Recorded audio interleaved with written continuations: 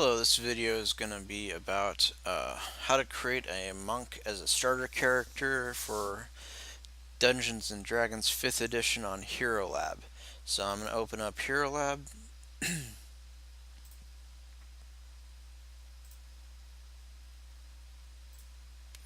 and I'm going to choose Dungeons & Dragons 5th edition. This is going to be the basic SRD rules, so it's going to be that free stuff you don't have to pay for. So you can choose your hero name, player name. You want to choose Community Packs Core Pack version 1.6, 5th edition Player's Handbook.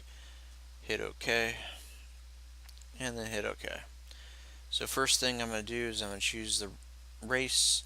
I'm going to go with a elf. This is going to give you a dexterity modifier, which is good for a monk. And then you're going to add the sub race of wood elf. That's going to give you your second modifier of wisdom, which is also good for a monk. So add and close. What also this gives you is dark vision, so you can see in the dark. That's going to be good for being kind of a stealthy character. Elf weapon training is going to give you access to long swords, short bows, and long bows. You're already going to get short sword with monk, but main thing on here is you want is a long bow or short bow. So that's going to give you some ranged attack. So if you're in a range situation, you got a creature flying around or something, or they're up on a hill, you can still get to them. And then you get advantage on saving throws against being charmed, and magic can't put you to sleep. That's very good for Fey Ancestry. You get keen senses, which gives you proficiency in the perception skill. Also very good. A lot of saving throws in D&D are going to be perception, because anytime you go into a new area, if anything's hiding out in that area, if you need to see something, you're going to be using your perception skill. Same thing with hearing, all that kind of stuff. Mask of the Wild. This is going to let you to hide if you're lightly obscured by foliage, heavy rain, snow, fog, mist. So that's really nice. Trance. So this means you only have to, for a long rest, you only need 4 hours instead of 8. That's also very handy. It's excellent. So you also have high proficiency, so you can always be someone out watching while everyone else is sleeping. It's very, very handy. Classes. So first thing I'm going to do is pick monk. Add and close. I'm going to go over to abilities. So with the monk, you want high dexterity. I'm going to bring this up to 14. I'm going to bring up the wisdom to 15. So with the monk, wood elf, you're going to get 2 to your dexterity, and you're going to get 1 to your wisdom. That's going to start you out with a 16, and that's going to cover your 15 and your 14 slots on your standard points. And then you're going to want to bring up your constitution. That's going to be the next thing. And then you're going to want charisma to be high. Intelligence you don't really need. Strength you want kind of high, because it's going to be how much you're allowed to carry. That's going to be important for when you start getting more gear or more loot. You're going to be able to want to carry this stuff. Okay, so those are all your ability scores. Then you're going to go to background. I'm going to choose a background. Now I like for this build spy. What this is going to give you is you're going to get deception, you're going to get stealth as your skills. Those are good for your stealthy infiltration stuff, and deception is good when you get caught, so you can lie your way out of it. Tool proficiencies, you're going to get dice, you're going to get a playing card set. Thieves tools. Thieves tools is very handy for picking locks. When you can't pick locks, you're also going to get a crowbar. With the spy, you also get land vehicles, which is good if you want to pick up a donkey and a cart for when you want to carry a lot of stuff. So you're going to have that, land vehicle proficiency.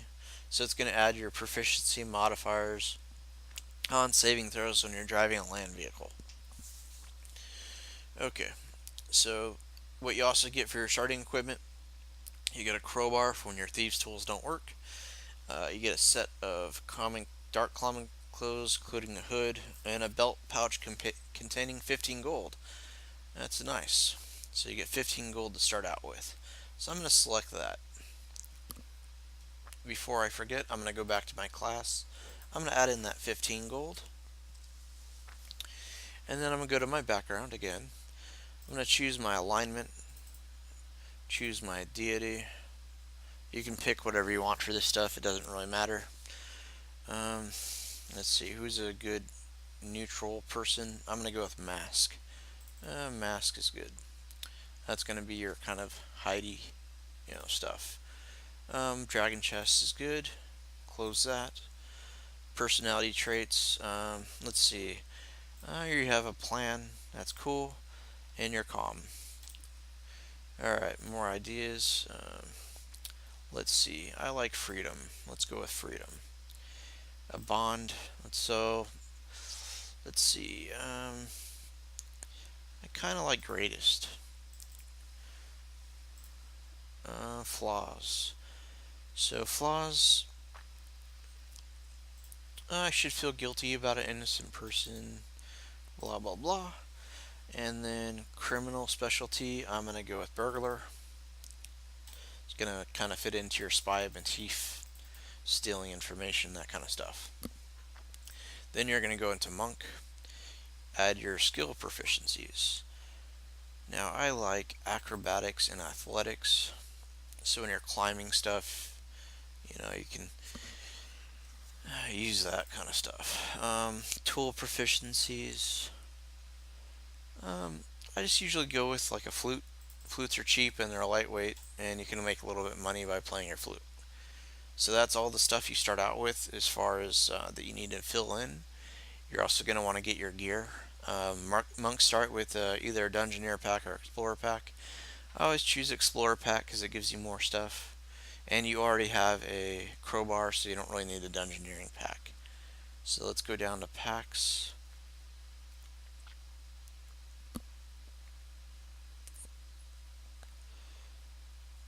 Okay, here's your equipment packs. I'm going to put buy for free. Since you get that when you start, I'm going to pick your Explorers pack. Yes. Alright, so that's going to give all your torches, your tinder boxes, rope, rations.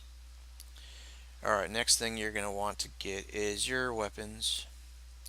Monks don't get any armor. Now you can start with a short sword or any simple weapon. I like to grab a spear because it gives you a lot of cool stuff. You can throw it. It's also piercing damage, so you get piercing and bludgeoning to start out with, which is nice. And when you carry it with two hands, it's a 1d8 with piercing. That's pretty nice. And then you're going to want to pick up your free darts. So let's see. You're going to go to darts, and you're going to pick up 10 of them. And you're going to want to add these as a stack. Okay, so that's all your weapons. So you got your weapons, your gear. And since you got 15 gold, what is a spy without some spy gear? So some spy gear, you're going to want to pick up maybe some ball bearings. Oops. I'm going to buy these, so let me get rid of those. Ball bearings, get rid of those. Okay. Now add new gear, and you're going to uncheck buy for free. So now you're going to be adding stuff that you're buying. So ball bearings, you're going to get your caltrops, and you're going to want to get a grappling hook. There, now you got all your spy gear, all your cool stuff. You could get a hunting trap, but I'm going to keep it as is. Close that out. Now you got 11 gold. You can spend on things like food, and when you go to your inn or whatever, you want to be able to stay at the inn when you get to town, that kind of stuff. You can pick up more gear later when you get more levels and you gain more gold as you earn it. So now this is just level 1, starting out. Next thing you're going to want to do is start playing the game. When you get to a point when you level up on your class, you're going to need 300 XP to level up. So let's go over to your in play.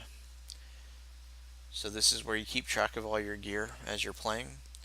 You got caltrops.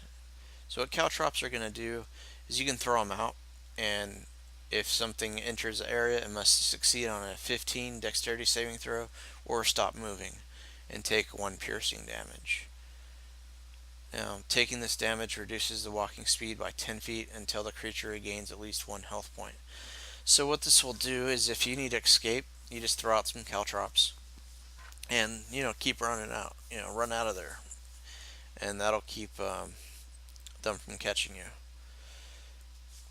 Now, what it doesn't have on here is your ball bearings. So you get a bag of ball bearings. What this is going to do is you can spill these metal balls, and then if anything walks into them, they're going to have to succeed on a DC 10 dexterity saving throw or fall prone. So what you can do with these is you can throw out your caltrops and then throw your ball bearings out there, and so it'll make the whoever walks into them have to make a DC 15 dexterity saving throw, and then have to make a DC 10 dexterity saving throw. So they'll have to make 2 saving throws, and it'll just make it all that much worse. Because if they make their 15 dexterity saving throw and they fail in their 10, they're going to fall prone. If they make their 10 and they still miss the 15, they're going to take damage. So they can end up failing both. They're going to take a damage, they're going to fall prone, and they're going to lose half their movement speed. So their next turn they're going to get up and they're not going to be able to move because it takes half your movement speed to get up. And then they won't be able to move at all in that turn. So you'll definitely be able to get away. This is good if you're going to do a ambush.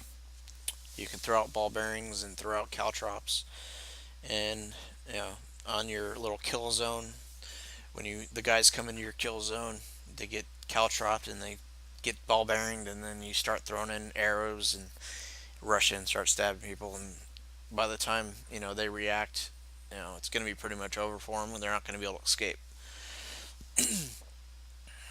Alright, so now once you get your 300 XP, you want to put it into your journal.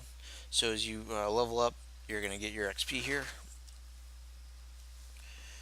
You add that. Anything you earn in gold or whatever, you put in here. And now when you level up, you're going to be able to pick your monk. And now you notice you went from 35 speed, you're now going to go up in speed. Anytime you level up as a monk, you're going to get an extra 5 speed as your movement speed. That's pretty handy. Starting out as a wood elf, you're going to get an extra 5. So this will actually add into your speed as a monk. You're going to be able to move around the battlefield very quickly. And with wood elf, you're also going to get proficiency with arrows. So let's say your first session you get 50 gold. So you earn 50 gold on your first session. You can go into your gear, add new gear. You're going to want to pick up a quiver.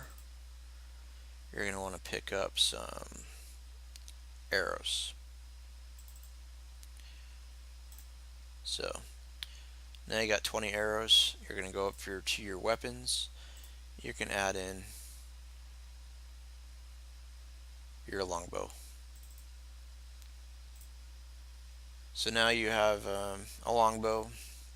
It's going to do 1d8 plus 3 piercing, and you're going to get a plus 5 on it because it's dexterity based. Alright, so now you're at level 2. So you're playing your next game. You're probably going to get more gold. You're going to get more, XP. So if you get enough XP to go to your next level, you're going to have to get 600 more XP. So journal, add your XP. I'm just going to add a bunch of XP here so I don't have to do this every time. So now I'm going to go over to the monk, level up monk. At level 3, you're going to be able to add a monastic tradition. I like the way of the shadow. It's going to give you a lot of cool stuff. You're going to be able to spend 2 key points to cast darkness, dark vision, pass without a trace, silence, and you don't need any material components. And you're going to get a minor illusion cantrip. So a cantrip means you get to cast that every time, no problem. So you don't have to use any spell slots or anything for this stuff. It's going to use your key points to cast the spells, and the minor illusion cantrip you can cast as much as you want as your action. So what these are, I'll show you. Add and close. So I'm going to go to where it says monk.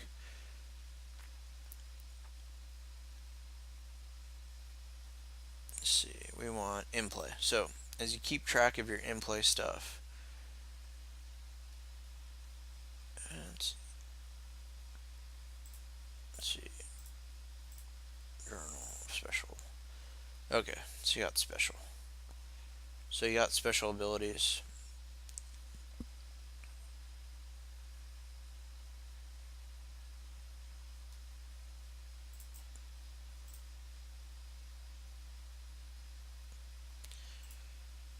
So normally it would give you a spells list. Here we go.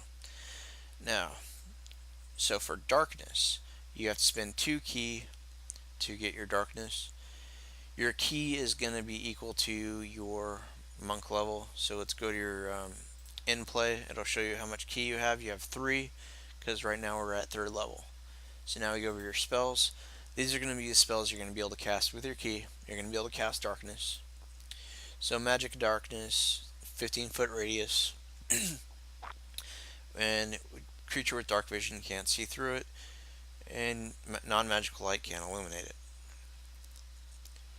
So you can cast it on an object that you are holding or one that isn't being worn or carried. So darkness emanates from the object and moves with it. So let's say you're in a big battle and you walk into a big throne room and you got a bunch of skeletons, and then there's like a lich sitting on his throne. So you cast darkness on the lich's crown. 15 foot from that guy is going to be all dark. He won't be able to see anything. He won't be able to cast anything because he won't be able to see anything to be able to cast. So in that 15-foot radius, everything's going to be dark. So you can pick off all the lackeys while he's dealing with this darkness.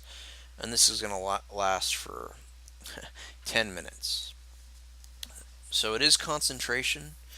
It's going to be very much reliant on your constitution saving throw, whether or not you can keep that up if you get hit. But it's a good spell to have.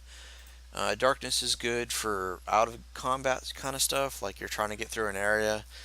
You trying to sneak past somebody, you cast darkness, and then you get to sneak through.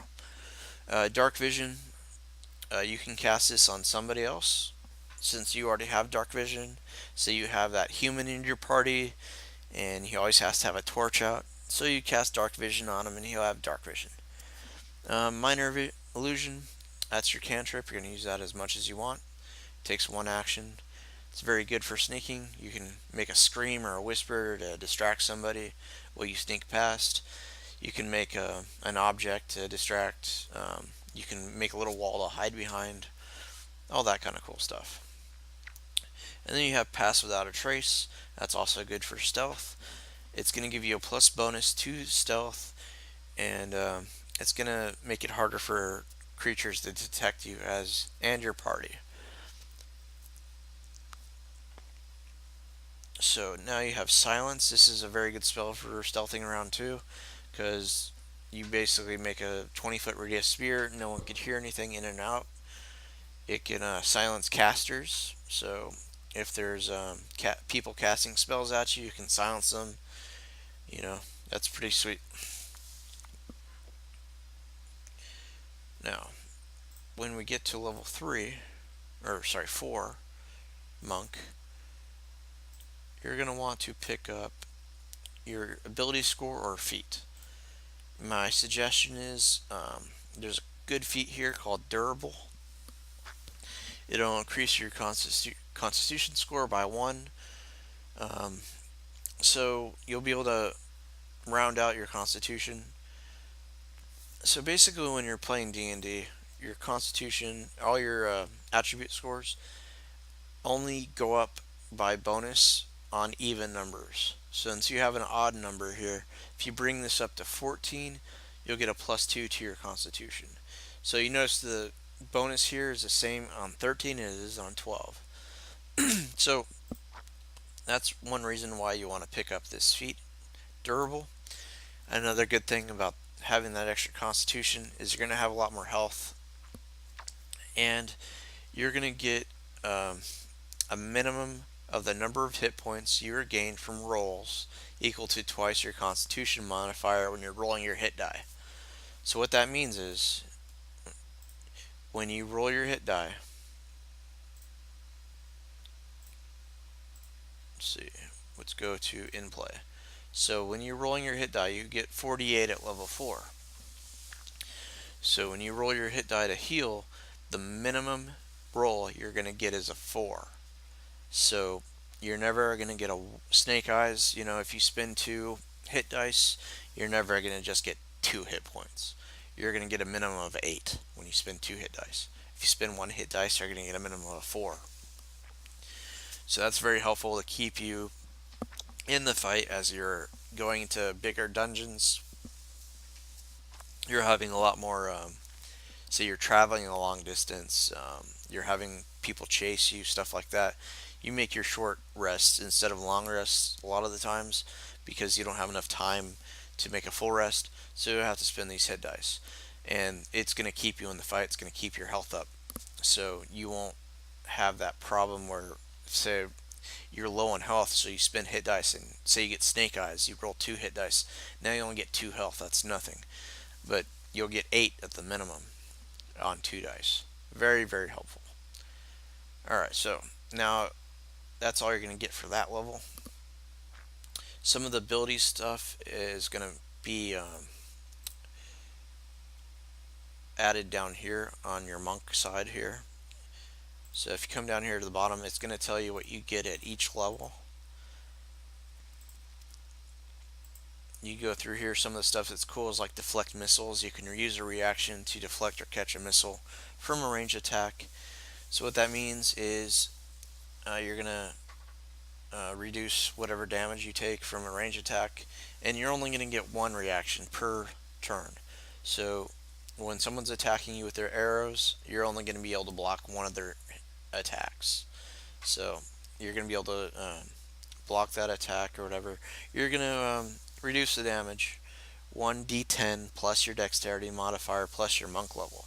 So you're going to bring that damage down. If you reduce that damage to 0, you can catch the missile if it's an arrow or whatever, and you can spin a key to throw it back at them. That's pretty sweet. Alright, so if you go down here, you're going to have Shadow Arts.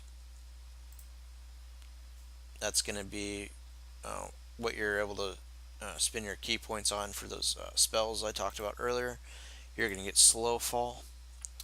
Reduce damage from falling by 5 times per monk level. So that's pretty nice. So say you're a level 4 monk, so 4 times 5 is 20. You're going to reduce fall damage by 20. Extra attack at 5th level, you're going to extra attack. Stunning Strike, you're going to be able to use that at 5th level. You're going to be able to stun a creature with a 1 key point. Key Empowered Strikes, that means you're going to be able to use your fists or unarmed strikes to overcome magical resistance and immunity. So usually you'd have to have a magical weapon to be able to damage people with this kind of resistance. So non-magical attacks won't do any damage to some creatures. So you're going to have to use your fist over your spear, because now your fists are going to be able to do damage and your spear won't. on those types of creatures. Shadow Step, this is really cool. Level 6, you're going to be able to teleport 60 feet in any unoccupied space that's in dim light or darkness. So those dungeons you're crawling through, you're going to be able to teleport around, and you'll have advantage on the first melee you attack before the end of the turn. So let's say you come up on a group of gnolls or something in their cave, you teleport in behind the first gnoll, you stab them with your spear, and you're going to get advantage. That means you're going to get to roll twice and take the highest roll to make that attack. Very, very good. Level 7, you're going to get evasion. That means for area of effect stuff like fireball or breath spells, those are going to be no damage if you succeed on a saving throw and only half if you fail. So that's pretty handy. If you get hit by a fireball and you fail the saving throw, you're only going to get half damage. If you do succeed on the saving throw, which is going to be dexterity, you're going to get nothing. Dexterity is your highest save, so that's going to be very, very helpful. That means you're pretty much not going to take damage most of the time from those area effect spells. Or you're just going to take half damage if you fail for some reason. Alright, so that's as far as I'm going to go with this monk build. Let me know down in the comments if there's anything I missed or anything you want to know. And remember, this is Hero Lab. It's a very good, useful tool for creating your first character. It's going to help you make all these uh, kind of calculations that you'd otherwise have to make on your own. So this could get you into a game very quickly. You can print this character sheet out.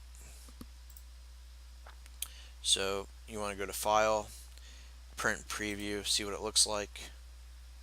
So this is what it's going to look like when you print out your character sheet.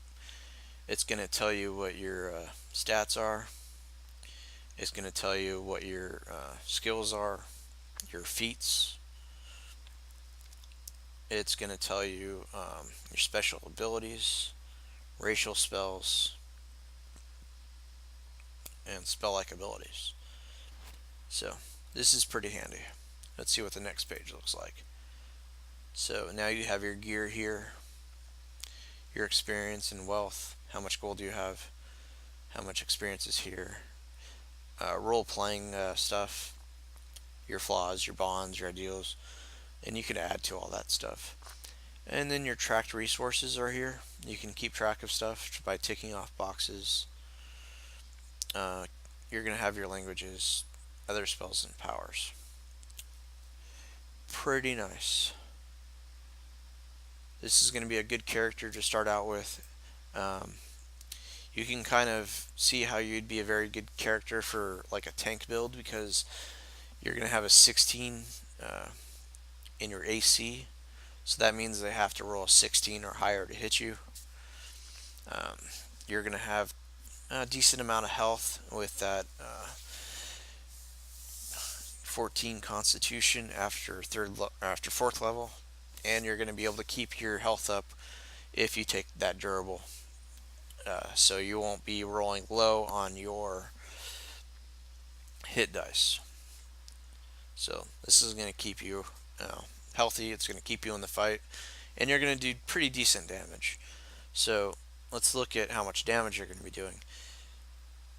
At this fourth level, you're going to be at ranged with say your bow. You're going to be throwing +5 on your d20 to hit, and you're going to get 1d8 +3. If you're in melee, you're using your spear in your main hand and your both hands, let's say that, you're going to get +5 +1d8 +3. So what's cool about the spear is it's versatile. You could use it either one-handed or two-handed. So you're going to be rolling a d8 +3 on your piercing. As you grow in levels, that's going to go up as you increase your dexterity up to level 20.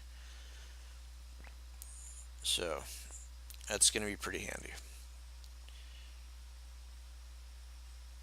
So like I said, if you have any questions, comments, concerns, go ahead and drop any comments down into the comments section on this video.